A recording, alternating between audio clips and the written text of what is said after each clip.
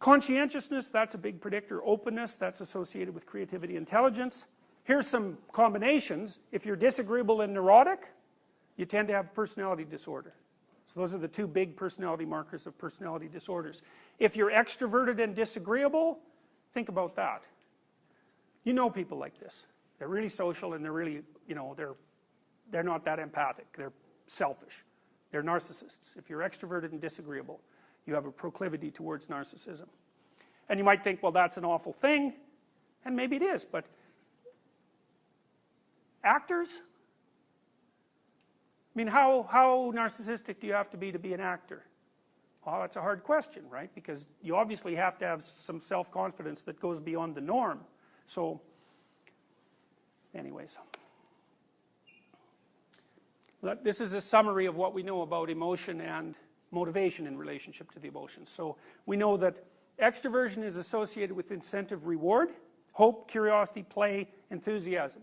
That seems to be associated with dopaminergic function and with the part of the hypothalamus that governs exploratory behavior. So it's an approach circuit. And so it seems that people who are extroverted have a lower threshold for having that circuit activated. Maybe it's something like that, or maybe they're unless they're stimulated, they don't have enough positive emotion. It's not that easy to tell. Extroverts harvest attention from the social group. So you think about these as ways of adapting to the world. Like the social group is full of resources, and if you're assertive and you're popular, then you can benefit from the accrual of social resources. It puts you up the dominance hierarchy, so it's a good strategy for moving. It's one good strategy for moving ahead. Neuroticism, pain, frustration, disappointment, fear, anxiety, those seem to be associated with GABA circuits, because those are the circuits that Valium and barbiturates and benzodiazepines affect. And it's also the case that as you move up the dominance hierarchy and your serotonin levels rise, your negative emotion gets more well regulated. Whereas if you fall down the dominance hierarchy, then your negative emotions get less regulated. Probably your positive emotions too. Agreeableness, empathy, sympathy, compliance, care system. That's the care system that Jaak Panksepp described. So if you're interested in that, you could read a bit more about that. That's maternal circuitry, essentially. That runs on oxytocin. So agreeable people, can always tell when I have an agreeable person in my clinical practice, because what happens when they come in is that they instantly start to talk about relationships. You know, so they'll lay out their biography, and like a conscientious person will talk about the things they have to do and the things they've done over their life. And an open person will say, well, here's the things I'm really interested in. You know, but an agreeable person will say, well, from 1982 to 1987, I went out with this person, and then I had a relationship with this person. And so they naturally seem to configure their biographies in terms of dyadic, intimate relationships. So, whereas the disagreeable people, you know, well, they're not so good at that kind of thing. And if you talk to engineers, for example, and I've talked to a lot of them in Silicon Valley, they're pretty oriented towards things, and their interpersonal skills can be, well, interesting to say the least. But you know, they invent lots of interesting things, so like, hooray, go engineers.